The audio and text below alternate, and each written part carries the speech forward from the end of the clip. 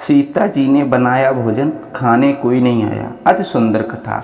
लंकापति रावण के वध के बाद जब अयोध्यापति प्रभु श्री राम की कीर्ति दूर दूर तक फैल रही थी और वह मर्यादा पुरुषोत्तम कहलाने लगे थे, तब एक दिन महादेव शिव की इच्छा भी मर्यादा पुरुषोत्तम श्री राम से मिलने की हुई। पार्वती जी को संग लेकर महादेव कैलाश पर्वत से उतर कर अयोध्या नगरी के रास्ते पर चल पड़े। भगवान शिव और माँ पार्वती को अयोध्या आया देख श्री सीताराम जी बहुत खुश हुए। माता जानकी ने उनका उचित आदर सत्कार किया और स्वयं भोजन बनाने के लिए रसोई में चली गईं। इस बीच भगवान शिव ने श्री राम जी से पूछा, आपके सेवक हनुमान जी दिखाई नहीं पड़ रहे हैं? श्री राम बोले, वे बगीचे में हैं। शिव जी ने श्री राम जी से कहा, बगीचे में जाने की अनुमति मांगी और पार्वती जी का हाथ थामकर बगीचे में आ गए। बगीचे की खूबसूरती देखकर उनका मन मोहित हो गया।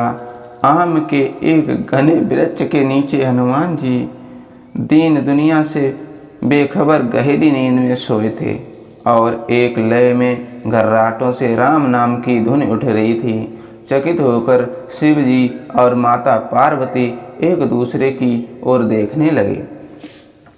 माता पार्वती मुस्कुरा उठी और वृक्ष की डालियों की ओर इशारा किया। राम नाम सुनकर पेड़ की डालियां भी झूमने लगी थीं और इनके बीच से भी राम नाम उच्चारित हो रहा था। शिव जी इस राम नाम की धुन में मस्त मगन होकर खुद भी राम राम कहकर नाचने लगे। माता पार्वती जी ने भी अपने पति का अनुसरण किया और अपने कोमल पांव थिरकाने लगीं। शिव जी और पार्वती जी के नृत्य से ऐसी झनकार उठी कि स्वर्गलोक के देवतागण भी आकर्षित होकर बगीचे में आ गए और राम नाम की धुन में सभी मस्त हो गए। माता जानकी भोजन तैयार करके प्रतीक्षारत थीं, परंतु संध्या गिरने तक भी अतिथि नहीं पधारे। तब अपने देवर लक्ष्मण जी को बगीचे में भेजा।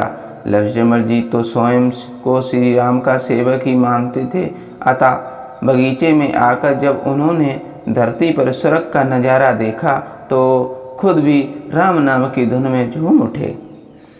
महल में माता जानकी परेशान हो रही थीं कि अभी तक भोजन ग्रहण करने कोई भी क्यों नहीं आया। उन्होंने श्री राम जी से कहा, भोजन ठंडा हो रहा है, चलिए हम ही जाकर बगीचे में से सभी को ले आएं। जब सीताराम जी बगीचे में गए तो वहाँ राम नाम की धूम मची हुई थी। हनुमान जी गहरी नींद में सोए हुए थे और उनके घर्राटों से भी तक राम नाम निकल रहा था। श्री सिया राम भाव विह्वल हो उठे। राम जी ने हनुमान जी को नींद से जगाया और प्रेम से उनकी तरफ निहारने लगे। हनुमान जी प्रभु को आया देख शीघ्रता से उठ खड़े हुए। नृत्य का समा भंग हो गया। शिव जी खुले कंठ से हनुमान जी की राम भक्ति की सराहना करने लगे। हनुमान जी सकुचाए लेकिन मन ही मन खुश हो रहे थे। श्री सिया राम ने भोजन करने का आग्रह भगवान शिव जी से किया। सभी लोग महल में भोजन करने के लिए चल पड़े। माता जानकी भोजन परोसने लगी। हनुमान जी को भी श्री राम जी ने पंक्ति में बैठने का आदेश दिया। हनुमान जी बैठ तो गए, परंतु आदत ऐसी थी कि राम जी के भोजन करने के उपरांत ही सभी लोग भोजन करते थे।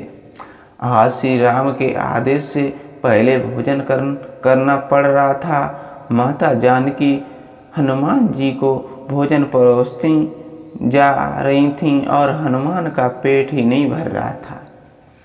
सीता जी कुछ समय तक तो उन्हें भोजन परोसती रहीं, फिर समझ गईं इस तरह से तो हनुमान जी का पेट नहीं भरेगा। उन्होंने तुलसी के एक पत्ते पर राम नाम लिखा और भोजन के साथ हनुमान जी को परोस दिया। तुलसी पत्र खाते ही हनुमान जी को संतुष्टि मिली और वह भोजन खाकर उठ खड़े हुए।